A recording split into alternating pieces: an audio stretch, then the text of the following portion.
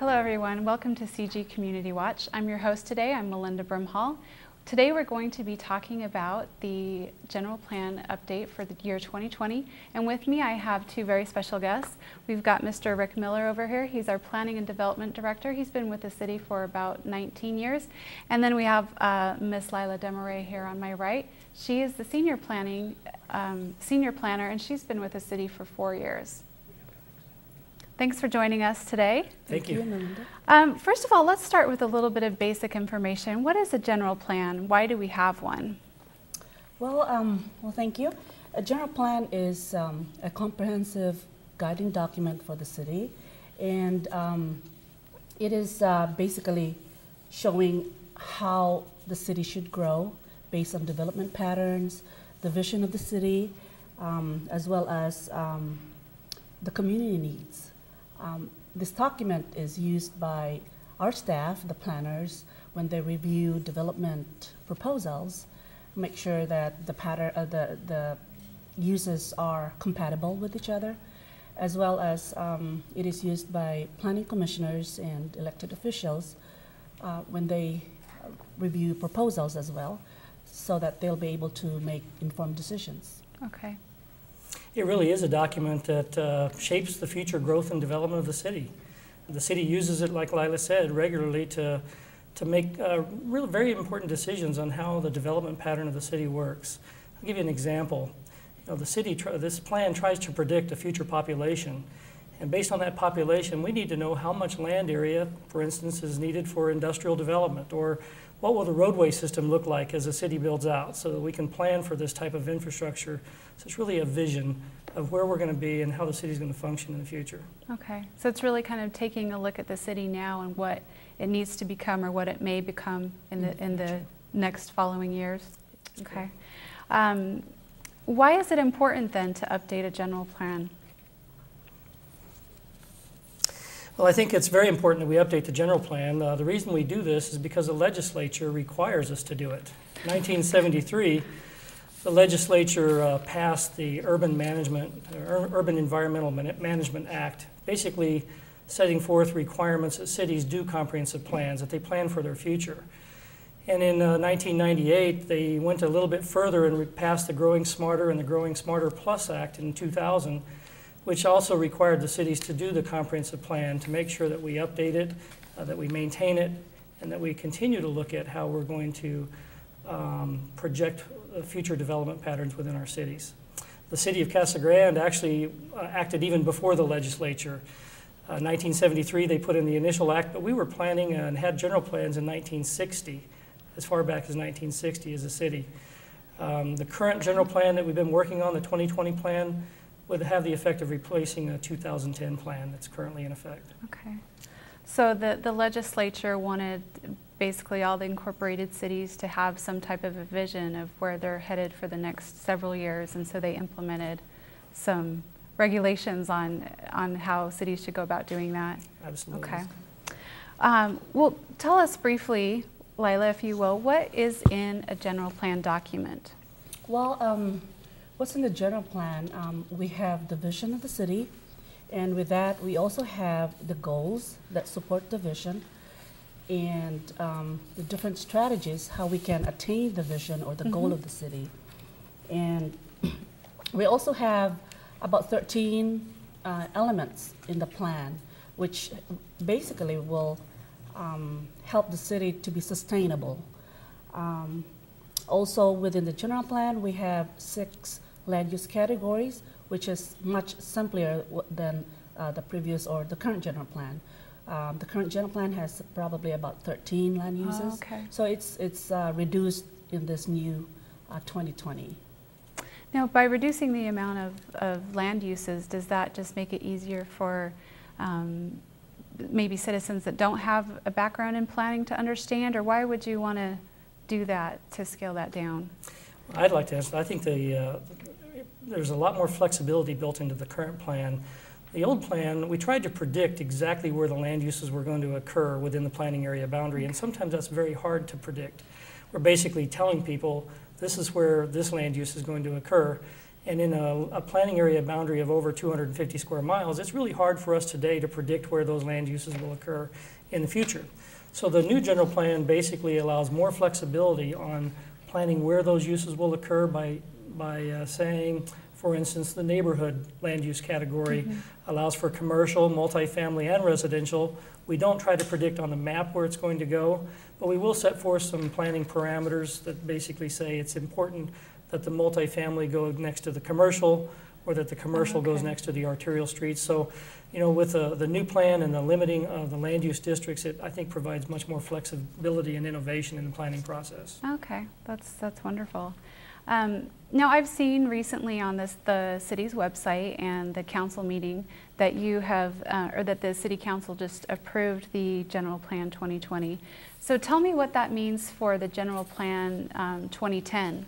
Do we still use that plan, or how does that work? Yeah, our current general plan, which is the general plan 2010, is still current until it is replaced by the general plan 2020. And the general plan 2020 still has to go to the voters for ratification, and that is scheduled on November 3rd of this year. So. Okay. So then we put the plan out to the voters to either approve the plan, or I guess they could reject it. Hopefully they won't, because you guys have put in a lot of hard work. But well, it's not just we, it's a community effort. You know, okay. The general plan is really a comprehensive community process. You know, I'd like everyone to know that this is not the city planners that are sitting in the room crafting this document. It is actually prepared by a great cross-section of the community: the farmers, the ranchers, the employment agencies, our major employers, the individuals that are in public service. You know, so it's a cross-section of the community that actually helps to craft the plan. It's one that will be presented to the voters that the council has already adopted. Okay. So there's then a lot more than just city staff that has been involved in this. Can you give us a little bit of information on how you try to get the public involved? Yeah, we actually have, when we started the plan, we actually have a public participation plan. And we tried to get all the stakeholders involved, you know, a representative from each stakeholders.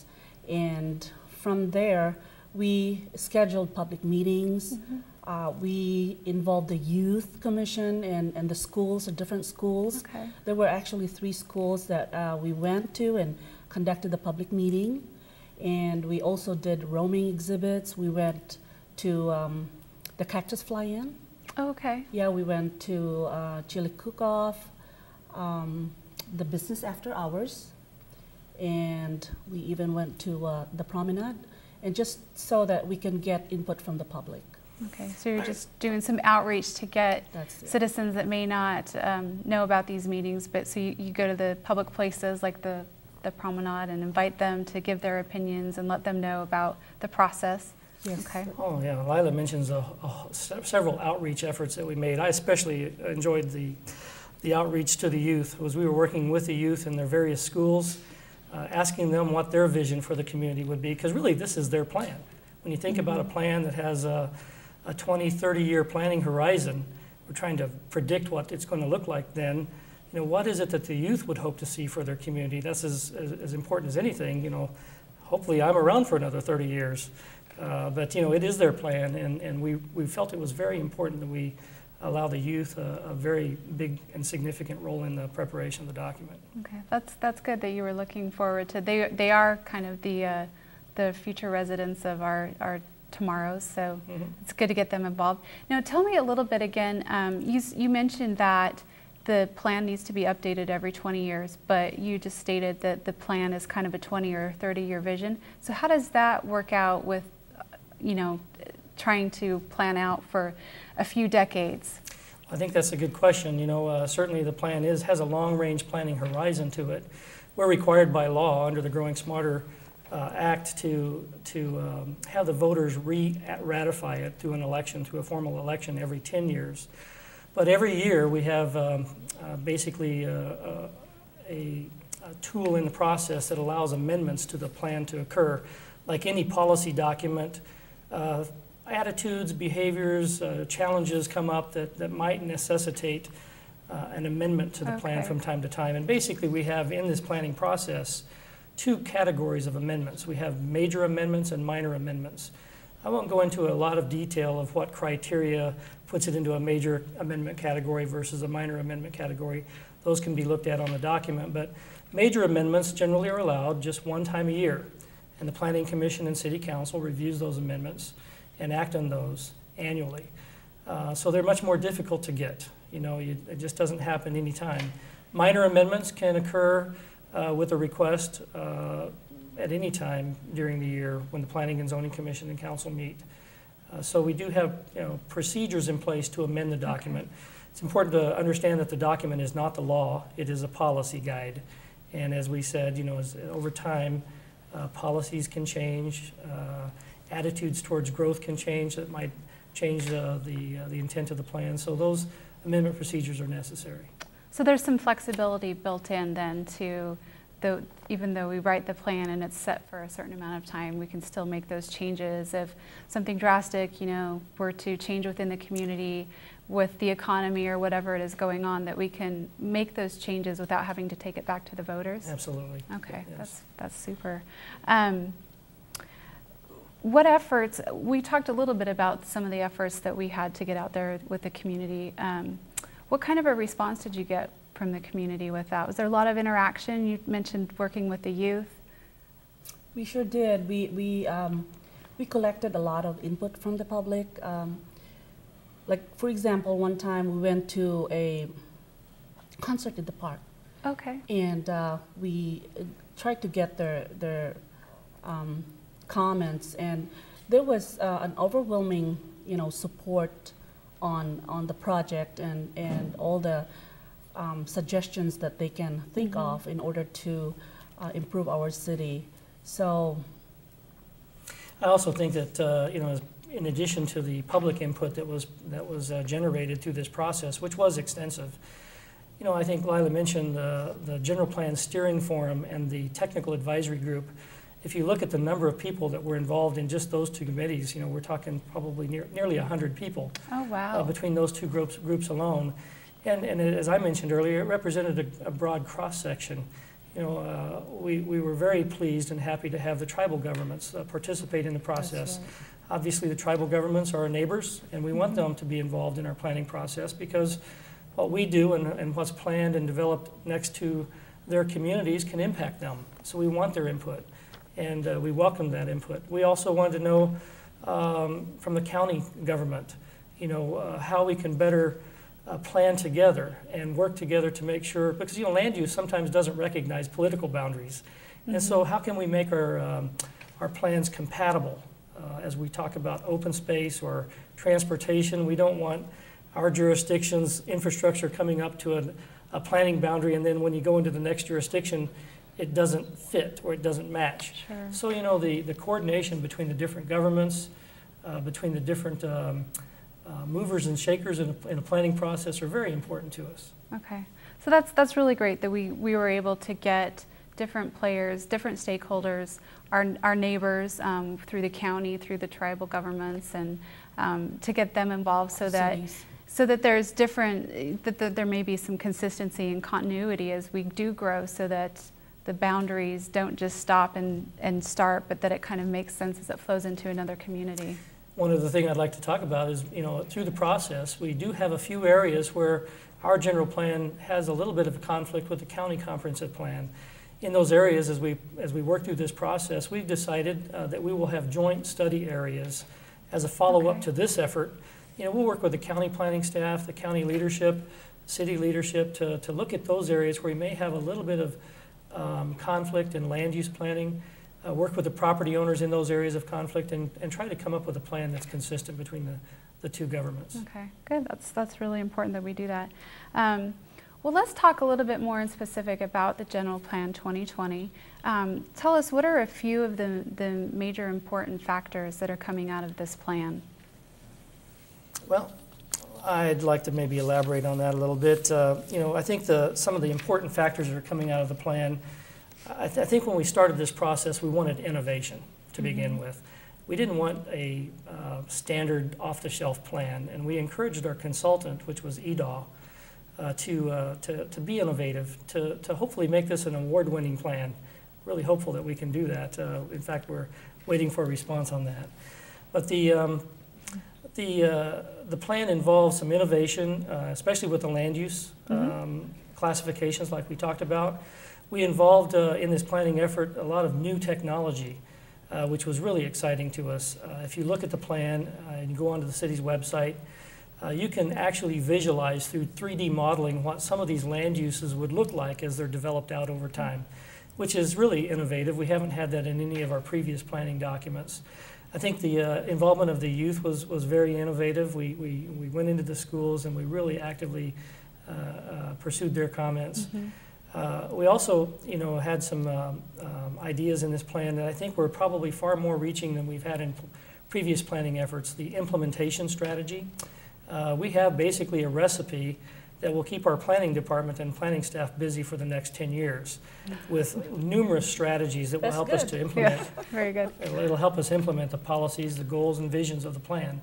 So we have a workbook that we can use annually and report to the Planning Commission Council annually so that this plan doesn't just sit on a shelf. It is an active, living document that we refer to daily and are mindful of all the time. Okay, so it kind of has some of the to-do lists in there for all the planning staff and the development center. And it's a big part of the plan is the implementation program. And that's a new aspect compared to the General Plan 2010? Well, we had an implementation aspect before, but it wasn't nearly as comprehensive as this one.